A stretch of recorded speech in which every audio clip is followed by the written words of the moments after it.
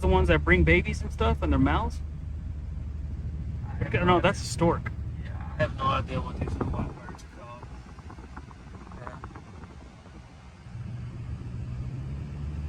That's nice.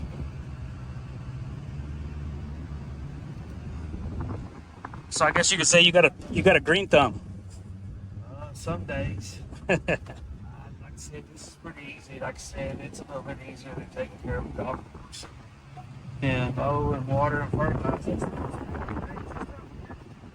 That's beautiful. So how many of those machines you got that water out like that? Got 6 of those style.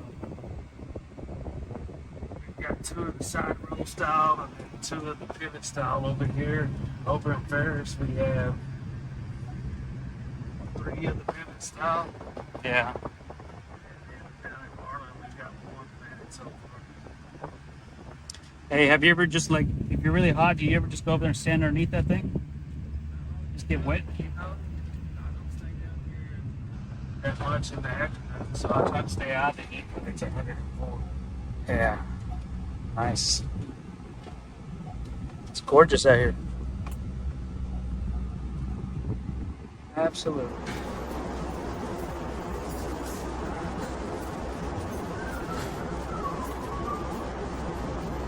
How many times a month you try to do something here? How many times a month? Oh, I don't have a limit. You know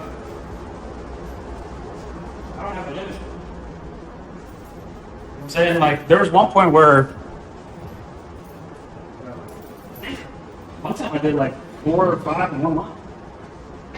Yeah. It just, oh yeah, and by the way, thanks for coming in. You know what I mean? So, like, I think, you know, I have to work around my guest schedule. You know what I'm saying? So, if the only time they can come in is this day, then I gotta figure it out. Right. You know? So, you know, that's the way I do it. Who do you think's the most high-profile picture down here so far? Well, I'd say it's probably player. I'd say maybe Grand Church. And then as far as, well, I think there are players too. You and Chad. Right. Yeah. They can't compete anymore. You're still at least a high B, in my opinion. I mean, if you go by some DPR and SPR stuff, probably high B, but there's still a lot of, low A, but there's still a lot of B players that be doing regular races. Yeah. I think a lot of that's season though. After having the score Julio down, a lot of things I think that they're going to do on the back end to change a lot of that. Are you going to go to open or are you going to stay in advance? It's gonna, you're gonna be based kind of off what you did this last year. So they're going through right now, and You didn't play that much last year, right? they played a lot of regionals. Yeah, I played in 1 league and probably 3 or 4 regionals. But just my PPR at 6, and anything that was under advance is over an 8. It's hard to justify moving back down. Yeah, that's good, dude. I try to beat Go State, and I always start off good, chipping away, and all of a sudden I give up a 7 or 5, and it's just over from there. My problem is I don't throw enough, so I just go to the switch Oreos or to the rings. I didn't throw as much last year, so you don't throw on. Some of these guys are going on daily. Yeah. Oh, I know. Yeah. Like the other guy that came by the other day, Ty Thompson and Kane Lane. They don't really have jobs, so they just play all day long. Yeah. It's kind of like Sammy going out there to Rose and can't even qualify. And if he would have went last year, he could have qualified, right? I think that they had some of the younger kids trying to qualify last year. I think what they're doing this year is the kids that they have that had enough points are staying as pros, and then they have the other ones. Galaxies. I think that's why they had such a rush this year of people that are trying to qualify. Because they think it's just going to get harder and harder every year. I believe it will be. Yeah. Harder every year. They're taking, what are they taking, 64 out of 400 or something? It's a lot. Man, I think total, what was it? I think he posted about Trade Rider today. Possibly, I didn't see it. Yeah. It said, 600? Oh. There was a, let's see here. There it is. Oh, yeah, yeah. At the very end, it's only going to take about 120 from the people that are already started and they're coming back. They have to requalify again. Yeah. And then plus you got another like 600. Right. Yeah. It's gonna be harder and harder. I agree. Cornhole's just grown. I mean, it's just it's amazing how much it's changed. Hey, what's up? Hey, I know you're hungry, man. You gotta be hungry. Yeah. You like pan crust or you like thin crust? You can leave it right here.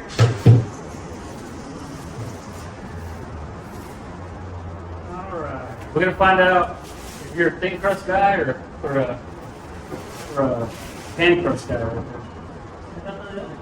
Okay. Es 35. That's close. That's close. 35, that's 30.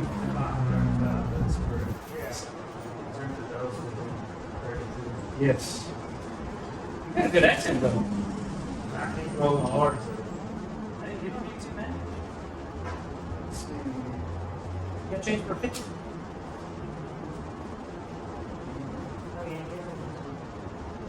Okay, you got this de volada.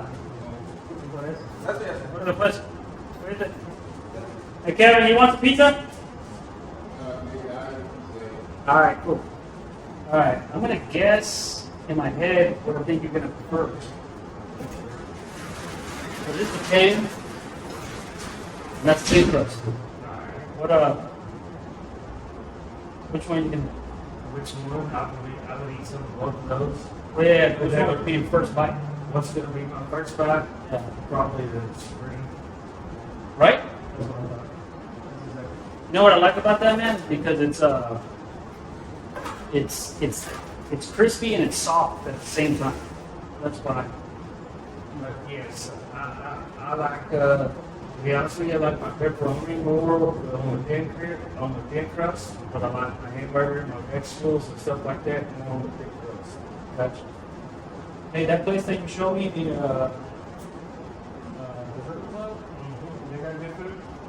No, it's just mainly a bar. I mean, they cook hamburgers and they're decent for being a bar, but it's not like the typical bar you're used to going to. They serve food, hot bake sandwiches. I mean, that's average bar food is what it is. how did that transition from River Club to Ice House? Was that the second transition? Well, we were at River Club originally, so we run our first TCL event at River Club. We had run one at, Oh, so it wasn't Unicorn. well, Millbarn was the first one as far as overall on our side of town, the Dallas region. Once Chad and I met. So Chad and I met like in January of 2010. Oh, so you were doing your own thing, he was doing his own thing. We really were just kind of getting started in it. A buddy of mine, Jason McGregor, was running some ACO stuff back in the day. And me, myself, and Chris Gardner, and Rodney Spencer, we had a little tournament outside of what was called Fat Dogs at the time. It was outside tournament one day. And that was probably the fall before Chad and I met. That would be my guess. So you were big? Popeye Jones played in it. He played for the Dallas Mavericks. That's nice, dude. Yeah, he knew the bar owner, so he played in it. Is he decent? He was decent, yeah. Yeah, he's pretty decent. I mean, we've had tournaments in Houston that Robert Ory played in it. So I've heard about the Robert Ory story. So there's been a few of ex-NBA players that's played, but Popeye actually knew the bar owner. She's the one that got him out there. I really wasn't, to be honest with you, I wasn't really into it. We used to throw horseshoes back in the day. Never really was big on washers. And Jason and Rodney and Chris and a few of them started doing it, and I really didn't get into it. They found that they were throwing in the backyard and stuff for probably 6 months before I ever picked up the bag. And then they had that one tournament, Rodney and I played in it. I mean, actually, no, Chris and I played in it. It was Chris's partner back then. So I ended up playing with him, and we ended up beating Rodney and Jason. Then, like I said, we played a little bit here and there in the backyard. And Chad, How did that conversation go down? Like, when you first, did he ask you for like, hey, can you touch that cook over there? Like, how did it go down? Chad, Yeah. well, it was in January, and there was a tournament in Euless at the bowling alley. Yeah. So Chris and I was going to go, and Rodney and Jason were going to go. And we woke up that morning, and it was cold, snowing, about 32 degrees. It wasn't sticky or anything, but it's cold and snowing. We decided where we go, sit around the house for a little bit, and all decided let's go. And, I think there was, if I'm not mistaken, there was 13 teams in it. Might have been 12. It's not bad, man. And it was just at a little bowling alley in Euless. Chad wasn't running it. One of his buddies was there playing, and we struck up a conversation, got to talking.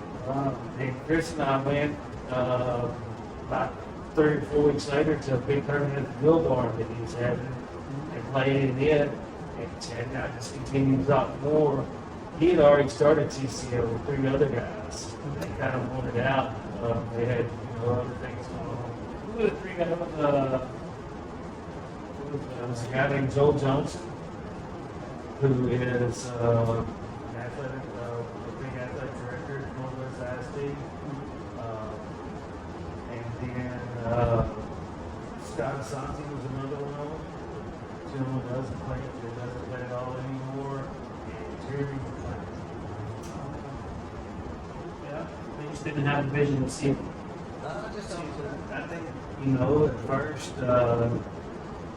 it was just, they all did it. Chad wanted to keep going and make things bigger and start a league, and it just grew, and I was on this side of town, So you've always been on this side. I've been always 40 been years. Yes, so I've been in the 20 area since That's 03. cool, man. So you got to see both Ernest come up. Yes. Herrera and Menarca. Herrera and Menarca both started right there. But we really should have walked in so you could see the space that we played in. Yeah. It looks the same? Yes, it looks the same. Wow.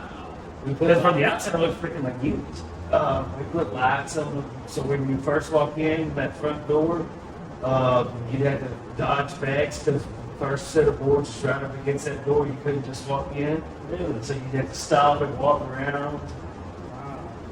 I thought 40 Ice House was kind of a tight spot, but that was even tighter spot. Oh, yes. We had 4 courts. But we grew to the point where we had 34, 36 teams between the 3 divisions.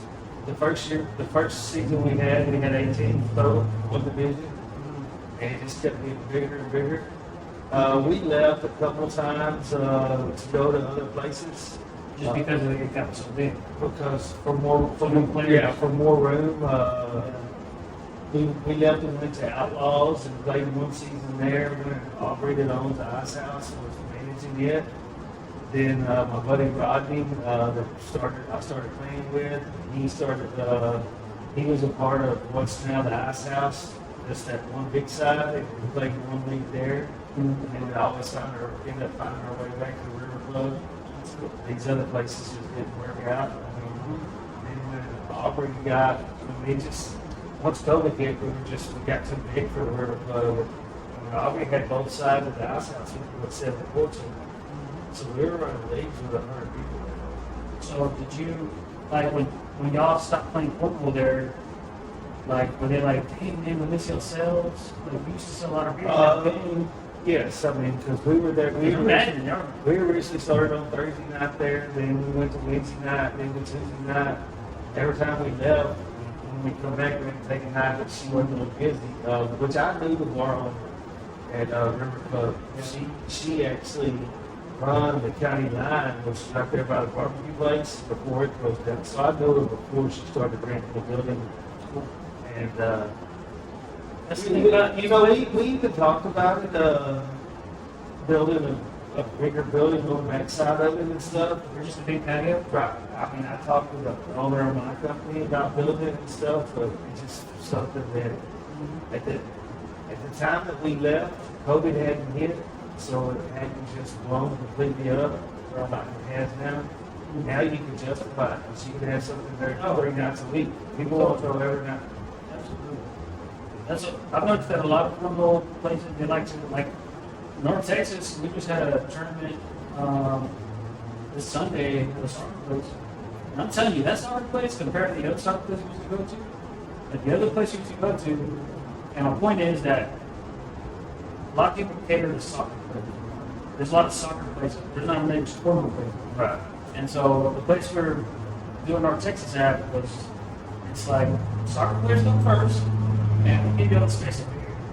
You know? It's talking about Blue Sky and Allen. Yeah, and then, man, I know we bought more beer than soccer players do because they go to play. They go to play, they don't go to drink. Yeah. Correct. And this last week we went to on Sunday over there in Richardson, boy, they had a full-out bar, they had a full restaurant. And is this the new place that Cliff and Jacob are going to have league in, or just No, it's going to be a whiskey place. It's like a distillery, so it's going to have a cool little thing, Right. you know. How many sets of boards they have set up in there? Well, that I don't have the specifics yet, but from what I understand, there should be at least. And that's going to be over where. Yeah, it's over there by where that Napoleon's is at. Like an Italian restaurant, there's a hamburger place. There's a bunch of food down there. I think pretty close to me. Yeah, I mean, that's the thing. People are starting to complain because where Texas had to move to McKinney. And they're like, oh man, that's a little too far for me. And I'm like, you know what? It's a little too far for me too, but it's kind of hypocritical. The name is called North Texas. I think that's where Taylor started. Yeah. Like, you can't complain about it being too North Texas for you. It's North Texas. Right. I'm glad they did move closer. I'd say, well, Taylor's been doing it probably, 6-7 years now? Yeah. And he's had it. I think you're gonna make a big improvement as far as like just blowing up. One, most importantly, because of the location. The location's badass. The distillery gives it a cool vibe. And then number two, we got Cliff, we got Jacob, and these guys. I mean, they're young and hungry. Jason just jumped in. Young and hungry. And, you know, I think Taylor and Seth are just kind of like, you know, they weren't so hungry anymore to be dealing with people. No, Because dealing with people is hard. yes, Taylor is more interested in the bag manufacturing, Yeah. which he should be. Yeah. I agree with that decision. I think that was a good decision on his part. It's hard dealing with the It's hard dealing with the players day in and day out. You deal with it all the time, man. Dude, you got the worst job, man. You got to deal with the numbers. Well, Oh my God. and then, that's like, we got to find a venue for our voting area because the 5 courts at the Ice House is just not big enough. So we've got to, between now and September, find some venues to hold 8 or 10 courts, which is going to have to be some kind of indoor practice facility somewhere there in one of the warehouses. What happened to that golf place? Did you dedicate any more golf there? No, I know that they've reached back out to Austin and John about running some stuff again. When we were staying there till midnight, alcohol sales were good. You keep Stuart Foster at the bar till midnight. Yeah. Alcohol sales are good, but when you let Stuart Foster go home at 9:30, That's right. the bar sales aren't as good. There's another question. Who's louder, Marie or Stewart? Yeah, that's a good competition. Though. It depends. If Stewart's in a match, in a doubles match, Stewart's louder. Yeah.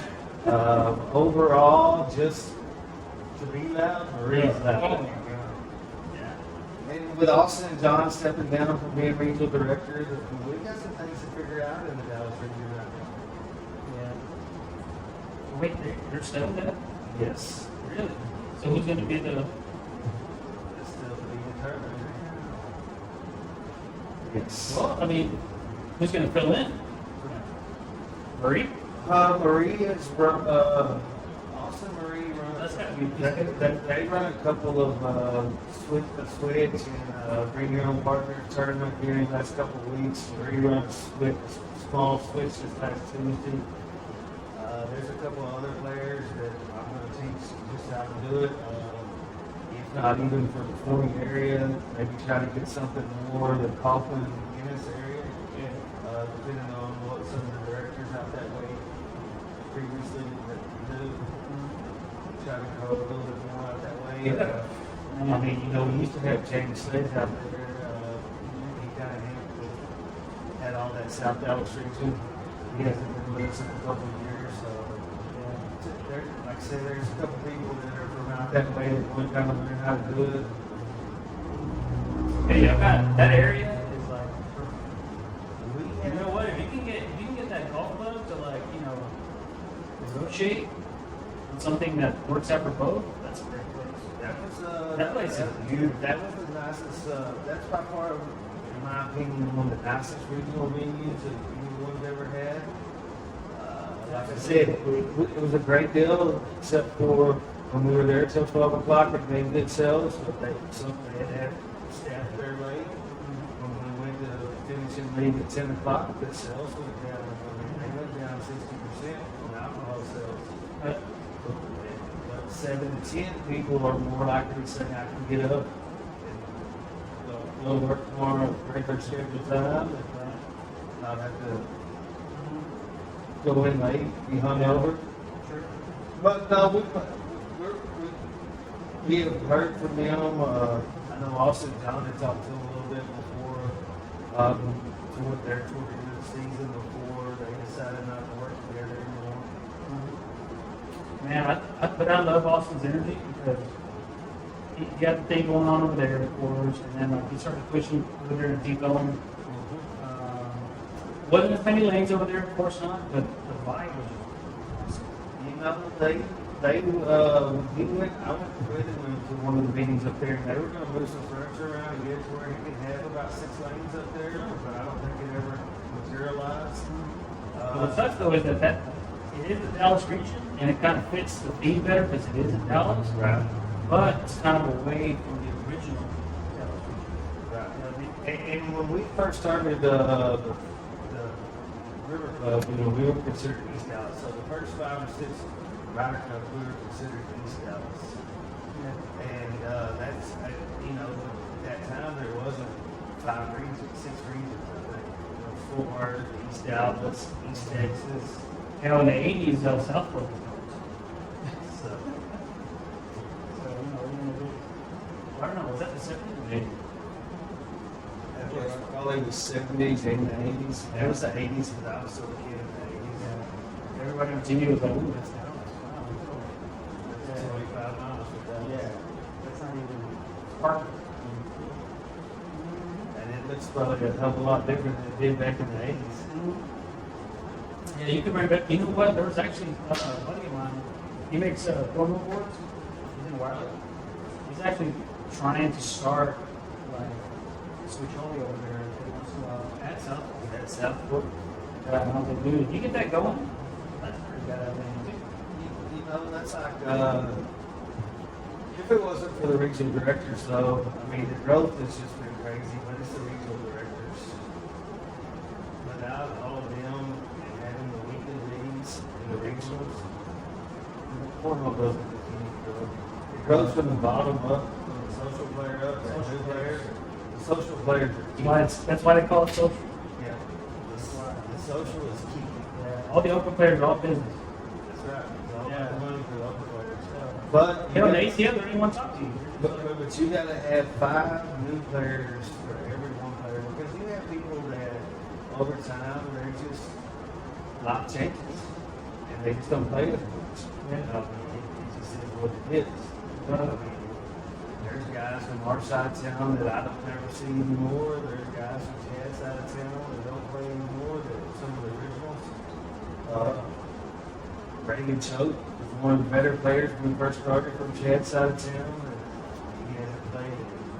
It was good to see come back this year. He's done a couple. Yeah. Him and Travis, they dominated TCL every year. Yeah, that's what I heard. 979s always hit their hand ever since Travis and Chris Paul started. 979s. College Station Brian is always there. Good players. Just a simple slide in there. Yep. And Chris Paul will throw it anytime. Is that what inspired you to be an airmail king too? No, actually, if you want to know the truth, when we originally started, we were going with the duck cloth bags. Red and white, blue and white, flip the coin, picture side, picture color bag.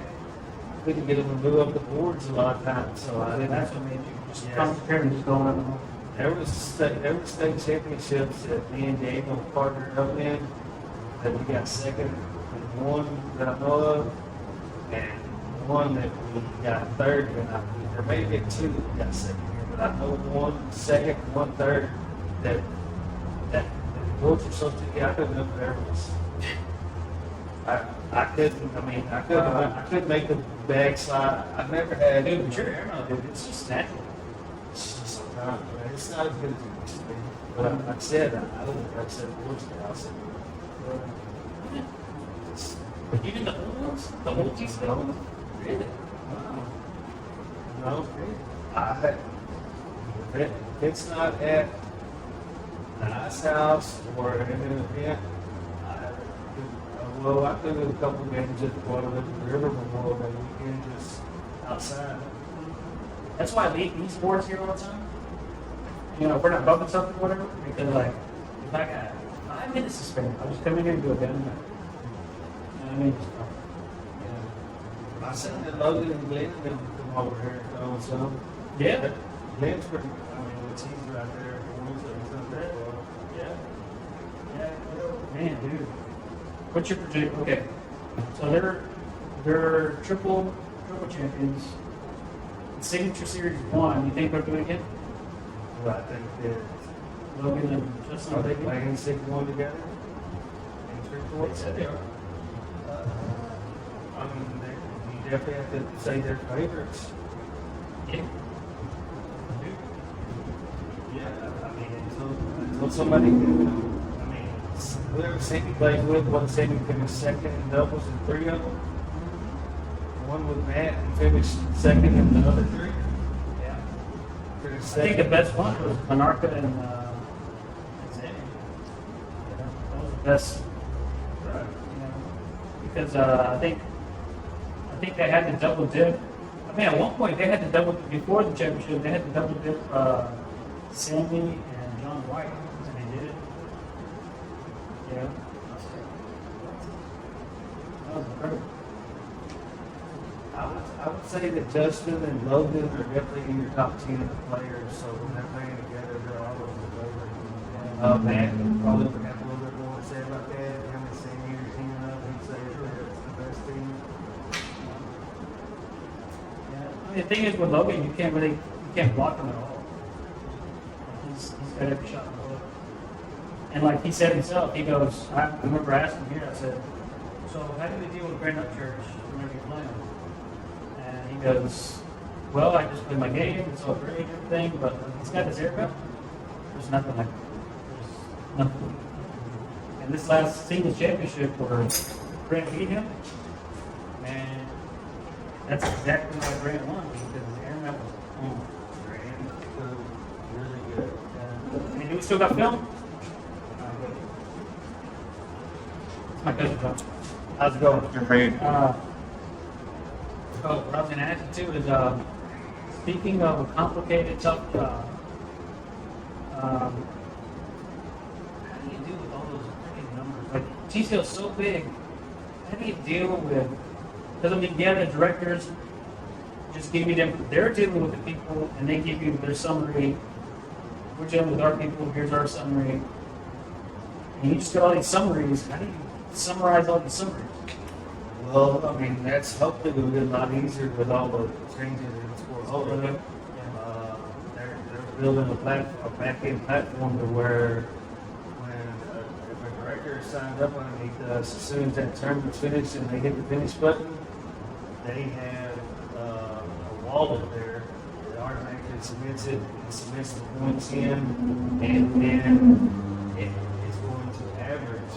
So if you play at 6 regionals, we'll have an average of your regional stats. And then if you play one struck playing at 6, we'll have that weekly leagues, switch holios. So it should make things a lot easier for the regional directors. For one, it should make things easier for us for being able to buck players and get people in the right tiers, because your social division needs to be players that are going below 6. If you're throwing 7s and 8s, you're not social. And the new players should not have to come in and try to compete against that. So, the guys that are throwing 7s and 8s consistently are competitive or competitive, and then if you're throwing 8s and 9s or 10s, you're an advanced or an open player. Yeah, you know. We have to go by stats, and we have to use an eye test too. That's the hardest part. Yeah. Because back when we first started doing it, you knew the 80% of players. Now I can walk into one of HCB's events or more Texas events and not know over half the players. Yeah, me too. So Sunday I went over there was like probably half the people there. Yeah. But a lot of them were social.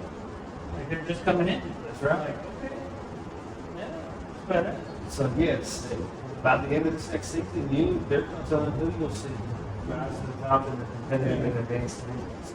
I think those are going to be your most wide open divisions, more the 4 divisions. I think your open players are still, you have your elite players. Yeah. Hey, did Monarca and Herrera, were they just kind of like social players when they came up there? Like they just. I think. Or they were like, you could tell they had potential right away. Well, Monarca started off in the lower division. Whenever he played in his first league, he played with a guy named Tom Gilly. They didn't even know each other. Somehow, I guess Monarca found out about it on Facebook and also looking for a partner, and they ended up partnering up. Herrera, I don't remember. He may have started in the lower division at that time when they only been running 2 divisions. And at that time that they came in, you were decent already, right? Yes, we've been playing for probably 5, 6 years, 7 years. We're just smoking on the kids. So, well, I mean, I can't really tell you any good stories about them and beating them, but I can tell you a good story about Stuart Foster. Let's do it. Stuart, he started playing with his buddy Justin Slocum. Justin Slocum played a few leagues with us, and him and Stuart were buddies, and they come in, and Stuart, they're playing in the first league that Stuart's ever played in. So when he came in rookie too. He came in rookie too into the World Cup. And one night he was quiet? No, he wasn't real quiet. He was live from the He beginning. was out from the beginning. One night he called me and Daniel Benson out. And we were playing a sort of cash game. And so Daniel was like, man, let's take it easy on him. I'm like, no, we're not taking it easy on him. He's going to talk shit. Yeah, we know. And we've been 21-0. And Stuart took his new iPhone and just slammed it on the concrete floor at the River Club and shattered it to 1,000 pieces. Dude, he had that much heart. Yeah. He really thought he was going to reach up, basically. Yes. Stuart never walks up to the boards and ways nobody's. Wow. Never.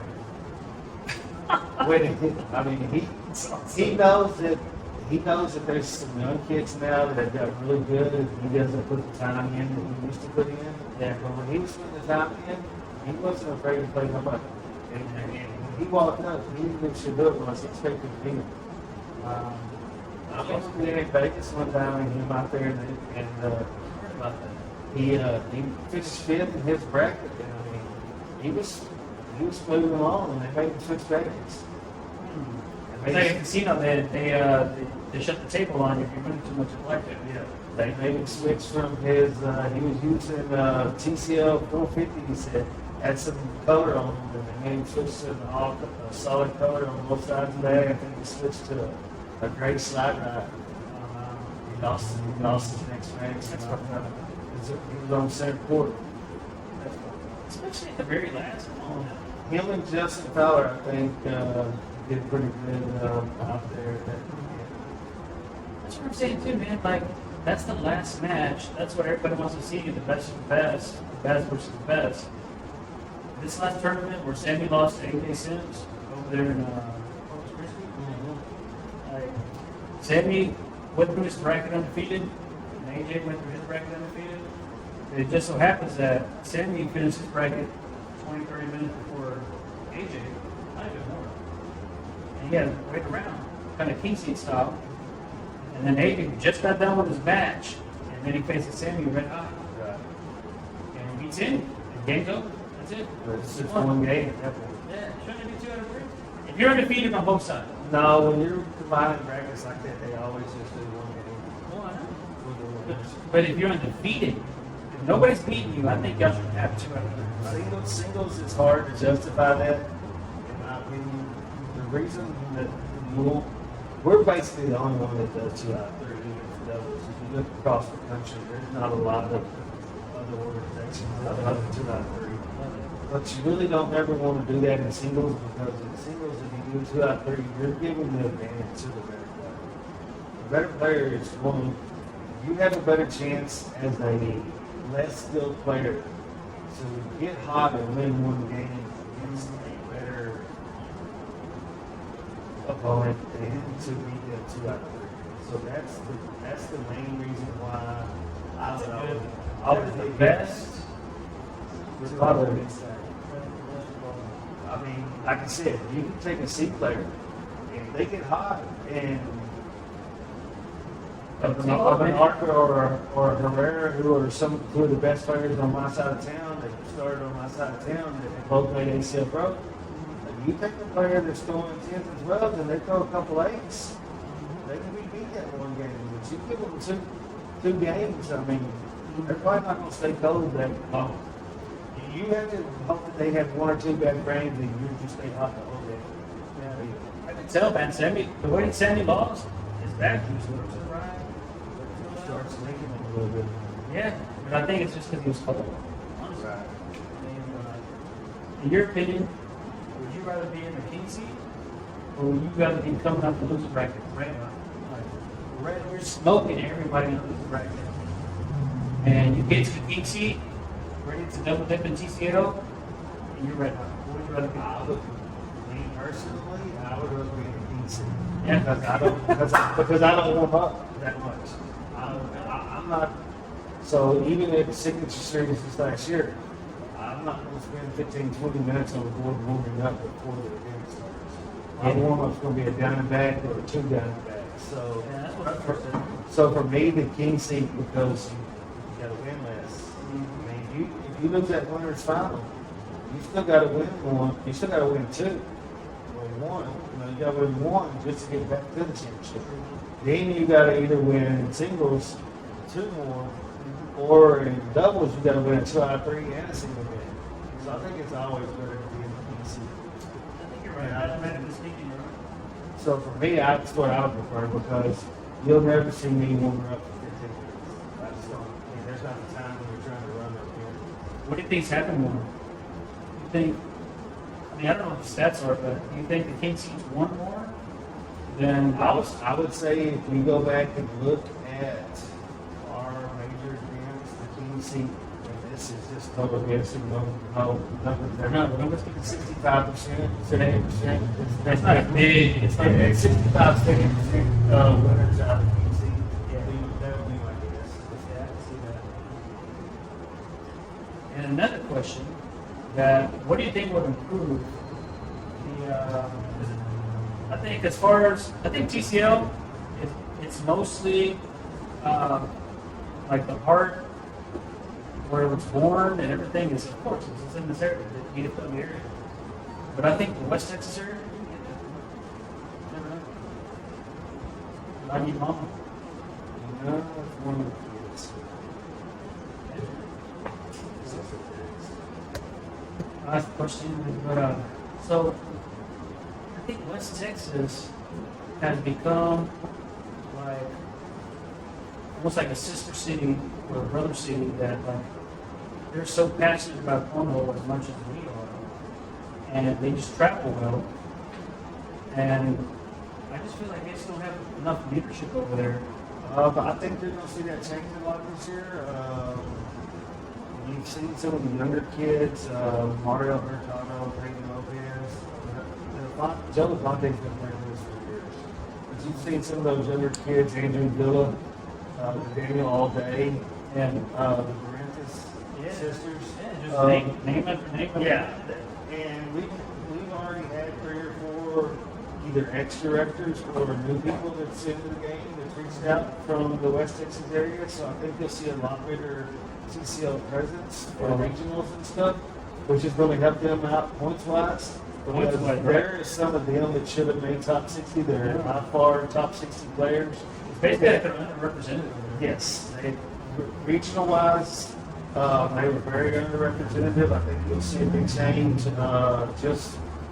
Like I said, just in the last 10 days, I've had 3 people from out of West Texas reach out about directorship, and we are going to get all that information out to the former directors and to potentially new directors.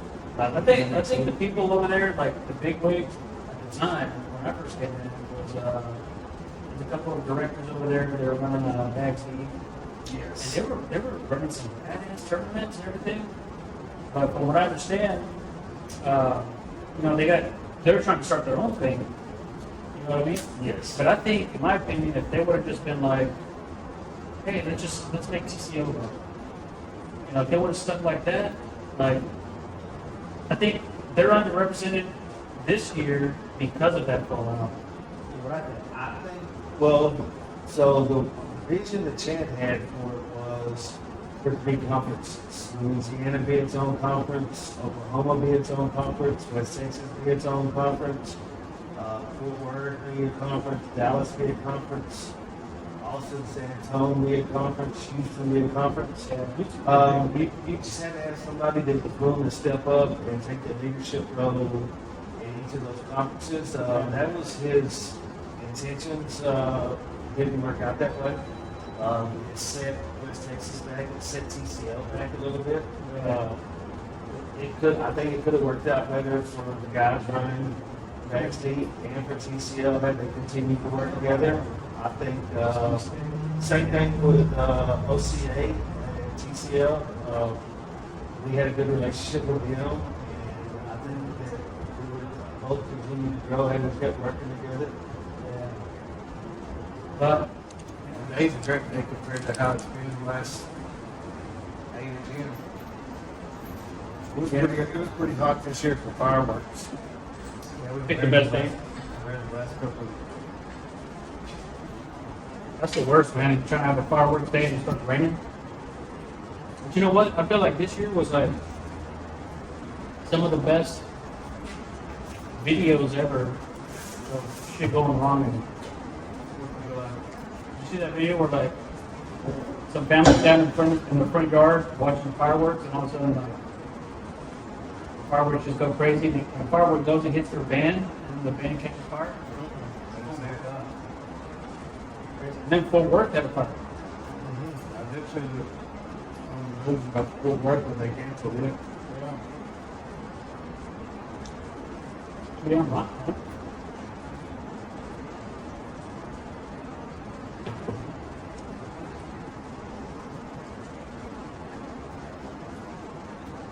When did Seymour come into it? How did he come into it?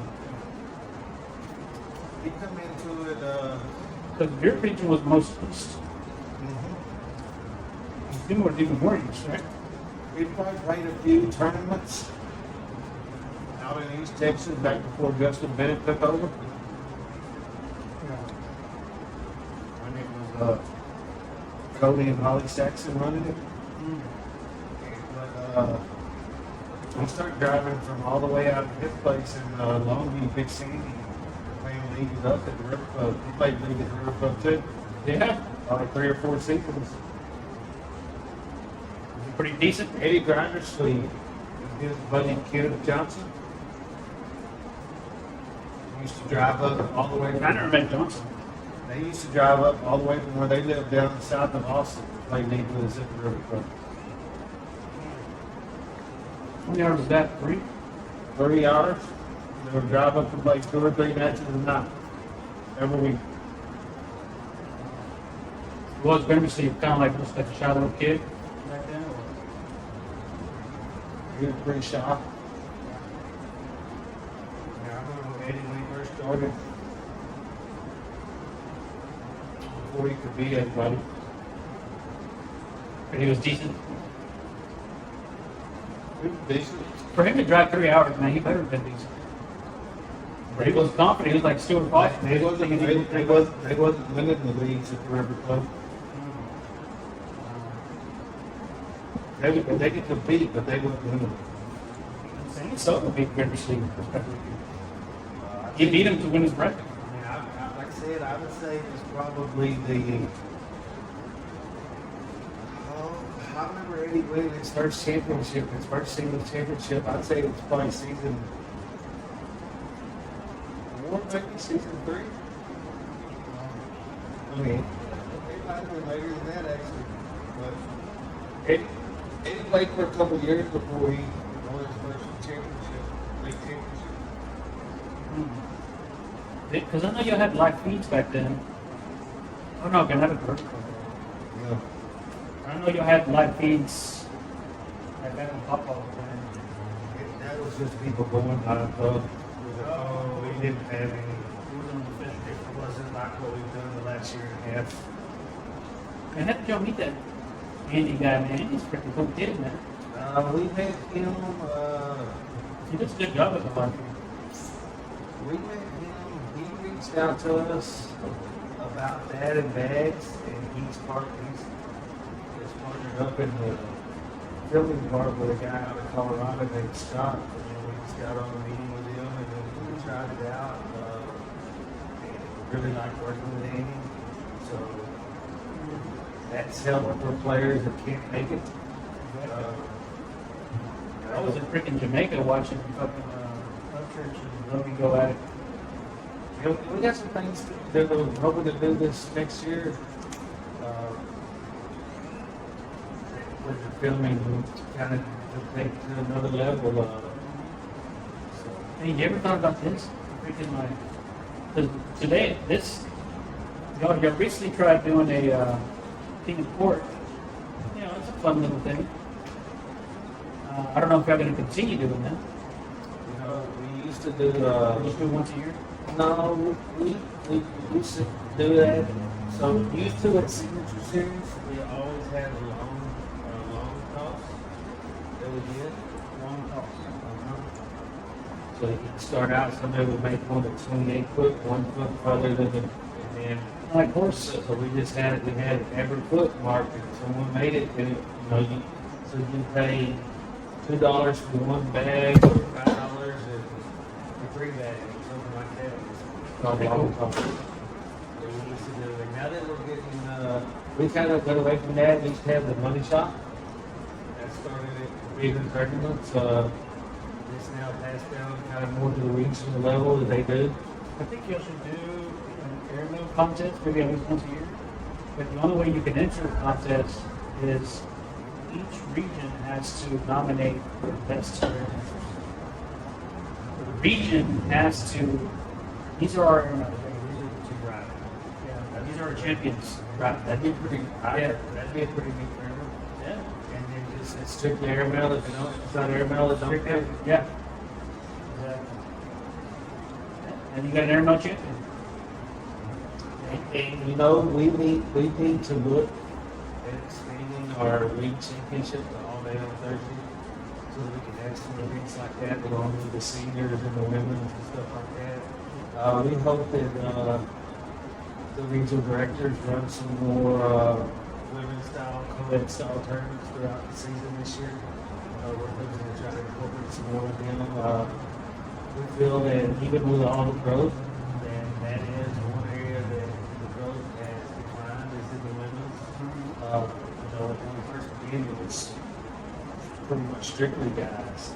And a few women got into it, and then it got really popular there for a while. Veronica was doing pretty well, and then Christina kind of took her place at the top of the Yeah, she's been kicking that for a while. Finished in the top 10 in points a couple of years. Christina did. Has she always thrown that low? She always thought And now you got some of the new younger girls that are hungry.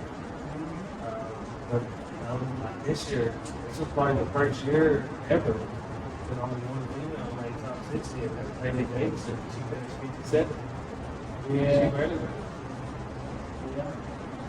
She wouldn't have made it if she wouldn't have had all that training from up here at the end. You know, what probably put her over the top was winning that city, man. True. That was very cool. Winning that city, man. Probably put her over the top. Probably what the daughters, I mean. That was their welcome to open. Yeah. Yep, welcome. And now they're going to be in advance for a long time. Yeah. Or moving up to open. Yeah, both of those players have seen the end of their competitive days for a long, long time. Here's another thing. I noticed that there was a couple people that they were top 60 players last year, and then they were rising stars the next year. So should we change the name of the rising stars? That way it doesn't seem like it's because if you're a rising star, that means you're just coming in. I think that this year was really hard to do a rising star based off of the past. We always kept the point system in-house with JD's help. JD did the majority of the work. So we had that data from all throughout the season to go back and look at on B players and C players and B players. So this year was harder because that so all of that together. Yeah, you had rising stars at the end, so you're right. Well, what we did in the past was it was always the top 25 C and the top 25 D players, which was flawed. Yeah. Because a D player is really not a rising star. If you're a D player at the end of the season, you're really not a rising star. If you're a true D player. So that was flawed. So this year what we said was, since the signation was in so many different places, let's look. So I looked at the top 150 players. There was no C players in the top 60. The first one was like number 67. So I said, all right, I'm going to look at everybody through 150. And then there ended up being so many C players. There wasn't D players who finished in the top 150 rankings. Then I went back and looked at D players and tried to determine where they went all the way from D to B. Because it's so that's a rising star. Now, granted, with that being said, it was never really on my part. I never thought about somebody being top 60 last year and being a rising star this year. If that happened, I would have to assume that they got bumped back to a C player or a B player, which I'm not real sure why they would have done that. That would be something I have to look into more. Yeah. But I think that you're seeing such a younger crowd and such a top 60. You used to be pretty much, you know who those players were. Yeah. There was 800 people playing TCL, and you knew who those 40 out of those 60 were. Now there's 4,000, 5,000 playing, so nobody knows. I mean, you know who 10 of them, the top 10, you know they're going to be in there. Yeah. But the rest of them, I mean, it's just That's why I was surprised that some of those people from West Texas they didn't even show up on the list. But it's because of the representation. You could not make top 60 without filling your scorecard out with some regionals and leagues and stuff. You know, another thing they're guilty of, West Texas players, is that, you know, they like to get artistic with their names. And like they put their name with pizza slice on it or something, you know, it's kind of like. The good thing is at the very end of the year, you already talking about. Well, I think Cornhole is changing that. So moving forward, I guess maybe something public.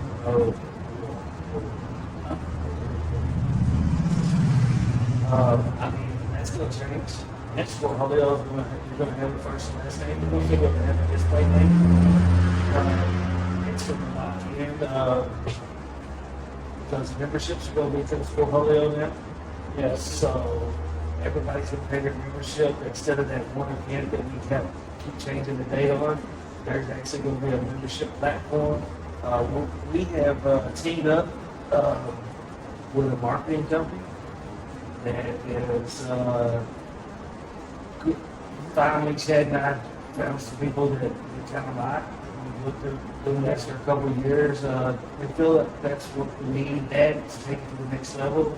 And with them talking a little bit with Cornhole and just Chad getting Ben and Nick and Phil from Cornhole out here for the league championship was huge. We got to actually talk to them in person and show them things.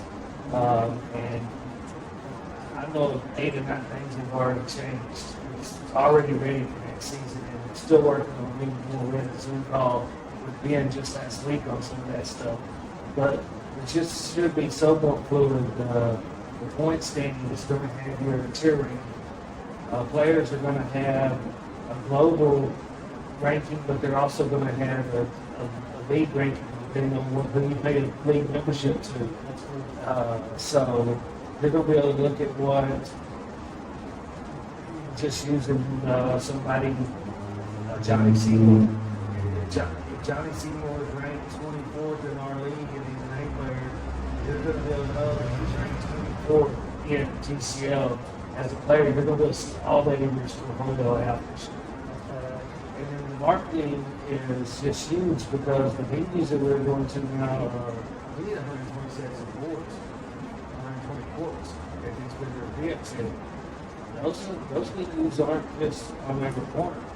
Well, what I've seen is that if you got 7,000 square feet, then that's 12 boards. If you do 70,000 square feet, that's 120. We need 80 to 90,000 square feet to have our stages, our stands, and build 120 courts. When we're looking for venues, our optimal venue is 90,000, but we can make it work at 80,000 square feet. But 90,000. What's your favorite venue right now? My favorite venue is As far probably as space. Shreveport. Yeah. Irving's great, but the Going up and down. up and down, one division, being in a separate building than the other, even though it's within the same building but a different floor. Yeah. You have the competitive guy playing in doubles with his buddy, and then his wife playing in social, and they're on different floors all day long. So when they're not playing, they have to go up or down to watch each other. So Irving is a great venue, but I would say the Shreveport venue is Because it's all one it's big. all one big. So Shreveport venue is exactly 90,000 square feet. So we get the 120 sets of boards. You have that big space between the row of board, where the row of boards ends, and our setup. And then the filming is all on the other side where the stage is. So Shreveport right now. Is there any venue in the DFW area that's 90,000? Fort Worth Convention Center, Dallas Convention Center. Yeah. Probably. They're so booked all the time. They're pretty booked. Right, We have some meetings that are in progress at Fort Worth. That tournament that ACL had in Fort Worth, it wasn't even like the actual arena. It was like the parking garage underneath. It was at the parking lot. It was in the parking lot, and it was underneath. Like the radio was going on above you. Was it warm? Inside it had AC inside. Did they? Yeah. So basically, the underground. It could have been an underground parking if you want, but it was warm. How tall were the studs? Oh, it was taller than this. I mean, it's 20 feet. So that's plenty high. Oh yeah. I'm thinking we'll have a singles match. You and me? Okay. And then I say we have an airmail match, first to 11, no cancellation. All right, so we're going to play a singles match and then an airmail to 11. Yeah. No cancellation. Or should we do cancellation? Well, we're going to play. We might as well play it. That's fine, 11, 12, whatever. That's fine. We picking what match we do? With that grin, you look confident now, so I say we do 11 with cancellation. With cancellation? Yeah. Okay. All right. So, and then, I don't know if you brought your own bag. No, I didn't bring any bags. We'll choose our weapons here. You asked me earlier, I mean, my bag of choice, like I said, I'd say I've probably been throwing the cameras for lately, but I have a set of Rust, I have a set of Bonnies, I have set of Yetis that Taylor made me that's from 2 Ryder Cups ago. Oh, with your face on? Yeah. I love that. Yeah. So they're always in my bag too, for people that want the other Barker bag. But no, I didn't bring an axe. I'll just throw whichever ones you want me to throw. Oh no, you choose your weapon here. I'll let you choose first. Yeah. I know in the airmail contest, I'm gonna throw those yellow Yetis. Okay. See, because I like the floppy with that. But I'm thinking.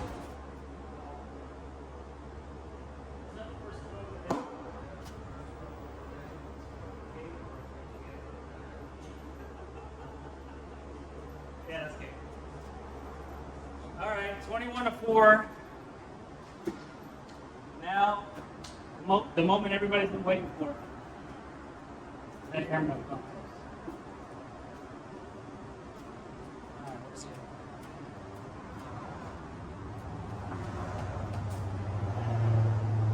What are these bags? They're Poseidon. All right.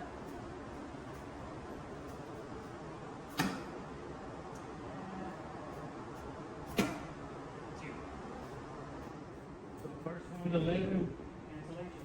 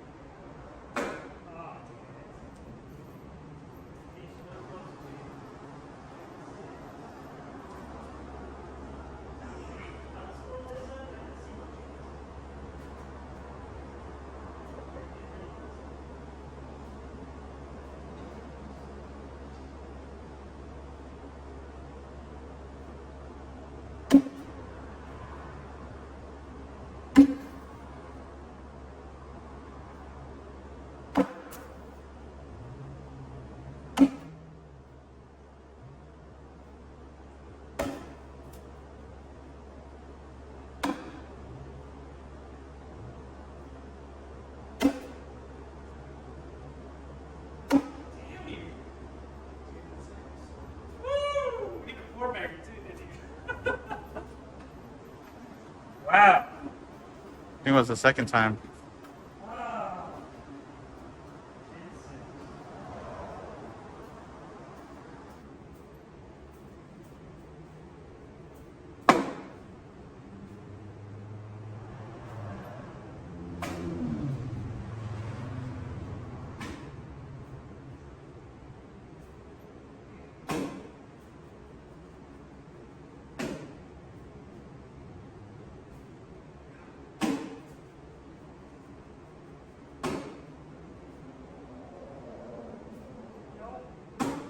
Green.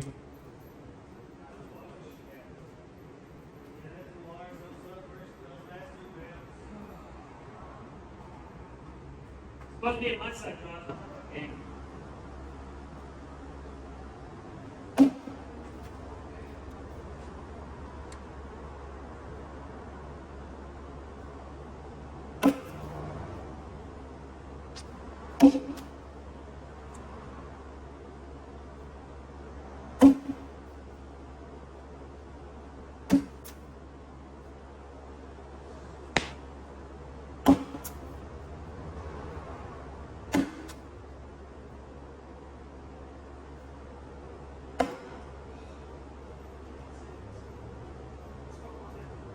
Hmm? No. 10-7. So you had 2 of them. So,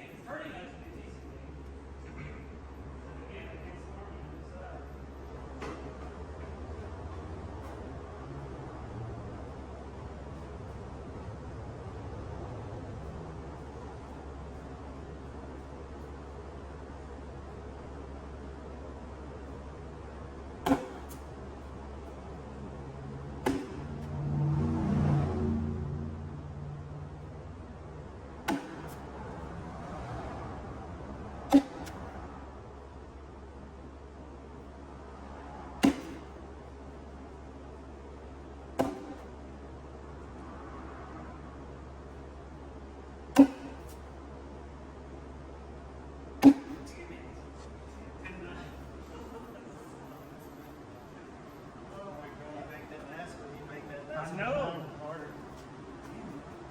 There.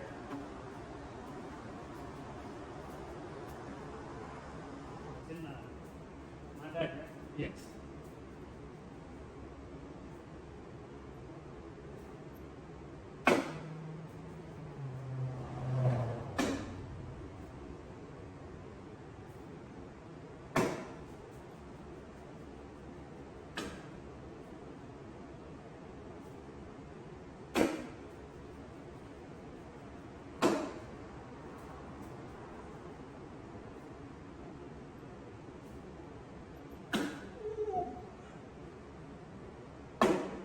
Man, I need to. It's 10-9.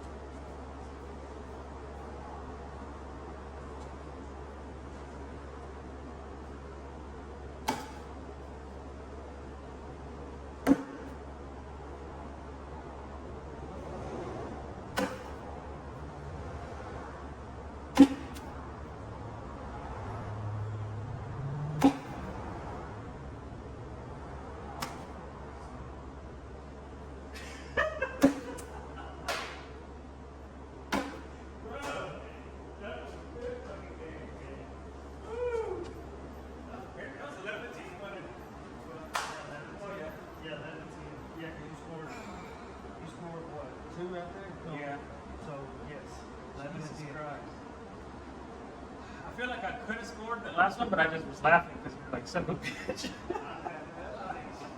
do the outcome once I missed that third bag.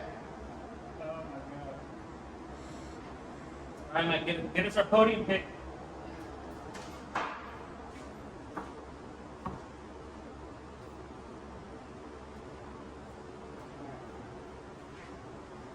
You're number one in my book.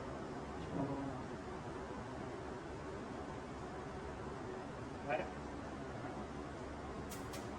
Woo! Let's see. Now, can't wait to see this. Oh.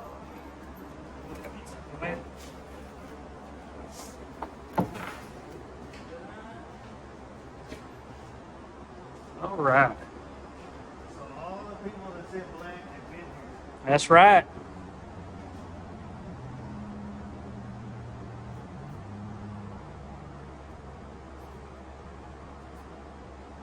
Who's got the ugliest handwriting right there? Who's got the ugliest handwriting? Yeah. These two are pretty bad. Chase Lester and whoever the hitman is. That's Brett Guy. Who's got the best looking one besides yours? Pereira's is pretty low. Yeah.